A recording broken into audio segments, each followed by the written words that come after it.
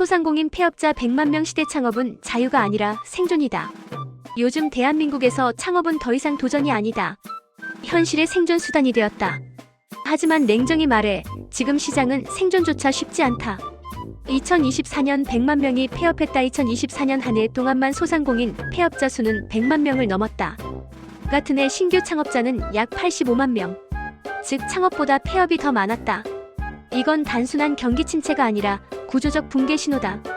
통계청 자료를 보면 음식점업 전년 대비 창업 4.8%, 감소커피 전문점 15.2%, 감소주점업 15.7% 감소 줄어든 건 도전 의지가 아니라 현실 인식의 결과다. 사람들이 이제는 안 된다는 걸 체감하고 있다는 뜻이다. 매출은 나는데 돈은 남지 않는다. 현재 국내 소상공인의 연평균 매출은 2억 3,400만 원. 그럴듯해 보이지만 재료비, 인건비, 임대료를 빼면 실제 영업이익은 연 3,100만 원.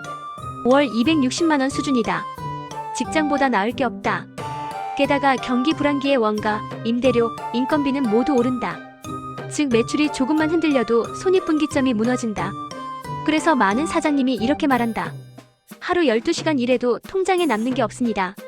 이건 개인의 무능이 아니라 시장 구조의 냉혹함이다. 폐업은 실수가 아니라 시스템 부재의 결과. 창업 후 1년 내 폐업률은 약 63%. 3년 차에는 10곳 중 8곳이 사라진다. 그런데도 대부분의 창업자는 준비 없이 뛰어든다.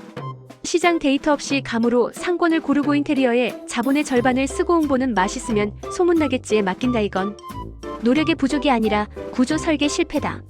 사업은 체력으로 하는 게 아니라 계획과 현금 흐름으로 버티는 일이다. 정부 지원금이 답이 아니다. 2025년 기준 정부는 소상공인 지원 예산으로 8,170억 원을 편성했다. 저금리 대출, 임대료 감면, 교육, 프로그램 등 다양한 제도를 운영하지만 이건 부스터일 뿐 엔진이 아니다. 사업 구조가 불안정한 상태에서 지원금을 받으면 그건 속도만 높인 실패나도 할 수 있겠지가. 가장 위험한 생각. 창업은 인생의 경력과 자산을 통째로 거는 행위다. 그런데 많은 사람들은 그 결정을 감정으로 내린다. 저 사람도 성공했는데 나라고 못할 게 있나? 이 한 문장이 사업의 시작점이 되는 경우가 많다. 하지만 현실은 나도 할 수 있겠지가 가장 위험한 생각이다. 성공하는 창업의 공통점은 하나다. 명확한 목표와 체계적 준비. 이 두 가지 없이 뛰어드는 순간 창업은 기회가 아니라 리스크가 된다. 1. 피상적 창업 동기의 위험성. 시장에는 늘 성공 사례만 떠다닌다. 하지만 그 이면에는 수없이 사라진 실패가 있다. 현실적 어려움을 계산하지 않고 감정이나 외부 요인으로 창업을 결정하면 첫 번째 위기에서 바로 흔들린다. 다음은 실패로 이어지기 쉬운 4가지 동기 유형이다. 도피형 창업, 취업난, 직장 내 갈등 등 현재의 문제를 피하기 위해 창업을 선택하는 경우. 대박은 착각이었다. 마이너스 첫 달 적자에 잔혹 한밤새 사업계획서를 쓰고 인테리어 도면을 붙잡고 수십 번 메뉴를 바꾸며 준비했던 당신. 드디어 문을 열었다. 오픈 첫날엔 축하 화분이 줄지었고 손님이 끊이지 않았다. 드디어 나도 해냈구나. 그런데 한 달 후 계좌를 확인한 당신은 현실을 본다. 대박은 없었고 대신 적자만 남았다. 1. 장밋빛 기대의 현실은 차가운 숫자. 대부분의 예비 창업자들은 계획표 속에 성공을 그린다. 5월 매출 1,000만 원 이상이면 당연히 흑자일 거라 생각한다. 하지만 실제 계산표는 다르게 나온다. 카페의 사례. 서울 외곽 25평 규모 카페를 연 30대 창업자 어씨. 첫 달 매출은 1,300만 원. 대박은 착각이었다. 마이너스 첫 달 적자에 잔혹 한밤새 사업계획서를 쓰고 인테리어 도면을 붙잡고 수십 번 메뉴를 바꾸며 준비했던 당신. 드디어 문을 열었다. 오픈 첫날엔 축하 화분이 줄지었고 손님이 끊이지 않았다. 드디어 나도 해냈구나. 그런데 한 달 후 계좌를 확인한 당신은 현실을 본다. 대박은 없었고 대신 적자만 남았다. 1. 장밋빛 기대의 현실은 차가운 숫자. 대부분의 예비 창업자들은 계획표 속에 성공을 그린다. 5월 매출 1,000만 원 이상이면 당연히 흑자일 거라 생각한다. 하지만 실제 계산표는 다르게 나온다. 카페의 사례. 서울 외곽 25평 규모 카페를 연 30대 창업자 어씨. 첫 달 매출은 1,300만 원. 3년 전 한 30대 후반의 남성 대표가 나를 찾아왔다. 퇴직 후 오픈한 작은 파스타 가게였다. 음식 맛은 괜찮았고 리뷰 평점도 4.8이었다. 그런데도 통장엔 매달 마이너스가 찍히고 있었다. 이 정도로 손님 오는데 왜 적자인지 모르겠어요. 그가 내민 손익표를 함께 봤다. 나는 그에게 물었다. 사장님은 한 달에 몇 시간 일하세요? 그는 잠시 멈추더니 이렇게 말했다. 하루 12시간, 주 6일이요. 그의 노동시간을 시급으로 환산해보니 약 1800시간. 결국 사장의 시급은 마이너스 277원이었다. 직원은 월급을 받고 퇴근하지만 사장은 일하고도 돈을 내고 있었다. 왜 사장님 월급은 사라지는가? 현장에서 보면 사장님의 적자는 대부분 감정에서 출발한다. 다들 처음엔 이렇게 말한다. 돈보단 하고 싶은 일을 하려고요. 그런데 막상 장사를 시작하면 돈이 전부가 된다. 실제 원인은 5가지다. 초기 투자 과다. 인테리어는 경쟁력이라 믿고 과투자한다. 하지만 매출보다 고정비가 먼저 주저앉는다. 예쁜 매장은 살아남지 못하고 계산 맞는 매장이 살아남는다. 예상치 못한 지출. 에어컨 고장, 위생 점검, 배달 수수료 인상. 대부분의 사장님은 이런 변수에 대비한 예비 자금이 없다. 결과적으로 매달 현금 흐름이 꼬인다. 자금 관리 부재. 장사 수입과 개인 통장을 구분하지 않는다. 현장에서 나는 늘 말한다. 사장님 통장이 사업의 블랙박스입니다. 이걸 분리하지 않으면 절대 데이터가 안 나옵니다.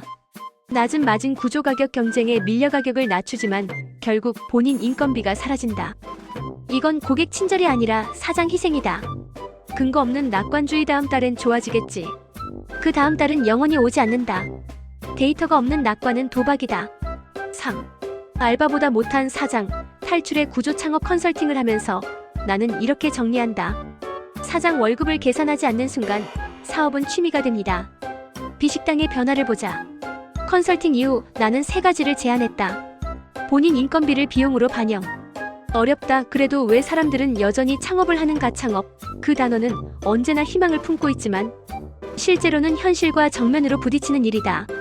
매일 수백 개의 가게가 문을 닫지만 다음날 또 누군가는 새 간판을 건다. 이렇게 어려운 걸 뻔히 알면서도 왜 사람들은 계속 창업을 할까? 나는 컨설팅 현장에서 수많은 창업자를 만나며 그 답이 단순히 돈만은 아니라는 걸 알게 됐다. 1. 꿈을 현실로 만드는 짜릿함. 창업의 본질은 자기 주도적 삶에 있다. 누구의 지시도 받지 않고 내 생각으로 세상을 움직이는 일. 그 자유가 주는 짜릿함은 돈으로 환산할 수 없다. 현장에서 만난 사례. 퇴근이 두려웠던 디자이너. 새벽에 사장이 되다. 몇 해 전 광고 대행사 디자이너였던 CC를 만났다. 퇴근은 늘 자정, 월급은 늘 제자리였다. 그녀는 내게 이렇게 말했다. 이 일을 계속하면 나는 내 브랜드가 아닌 남의 브랜드만 키우겠죠. 6개월 후 그녀는 작은 패키징 디자인 스튜디오를 열었다. 처음엔 고객도 없었지만 퇴사 후 첫 수주 메일을 받던 날의 표정을 나는 잊지 못한다. 그 순간 그녀는 누군가의 직원이 아니라 자기 이름으로 일하는 사람이 됐다. 그게 창업의 본질이다. 수입보다 앞서는 건 내 이름으로 만든 결과물이 세상에 나오는 감각. 그 짜릿함이 모든 필요를 덮는다. 2. 경제적 자유에 대한 갈망. 2번째 이유는 월급의 한계를 넘어서는 자유. 직장은 안정적이지만 성장의 한계가 명확하다. 반면 창업은 위험이 크지만 가능성의 천장은 없다. 컨설팅 사례. 40대 직장인의 퇴사 창업. 월급 3배의 구조를 만들다. 나는 몇 년 전 한 40대 직장인을 상담했다. 그는 15년간 대기업 마케팅팀에 있었지만 늘 같은 고민을 했다. 연봉은 늘지만 시간은 점점 내 것이 아니에요. 그는 소규모 온라인 유통사업으로 전향했다. 첫 3개월은 적자였지만 9개월 차엔 월 1200만원 순이익 구조를 만들었다. 그가 나에게 한 마지막 말이 아직도 기억난다. 돈보다 좋았던 건 아침에 내 시간을 내가 계획할 수 있다는 것이었어요. 창업이 주는 자유는 단순히 돈을 많이 버는 것이 아니다. 시간, 선택, 방향, 이 3가지를 스스로 결정할 수 있는 자유. 그게 진짜 경제적 자유다. 3. 사회적 영향력을 만들고 싶은 욕망. 요즘은 나 혼자 잘 먹고 잘 살자는 창업보다 내가 세상에 어떤 변화를 만들 수 있을까를 고민하는 창업자가 늘고 있다. 이건 단순한 이상주의가 아니다. 브랜드의 생존력은 이제 가치에서 나온다. 현장 사례. 폐플라스틱으로 가구를 만든 사장님. 내가 컨설팅했던 한 청년 대표는 버려진 플라스틱 병을 수거해 테이블과 의자로 재가공하는 브랜드를 운영했다.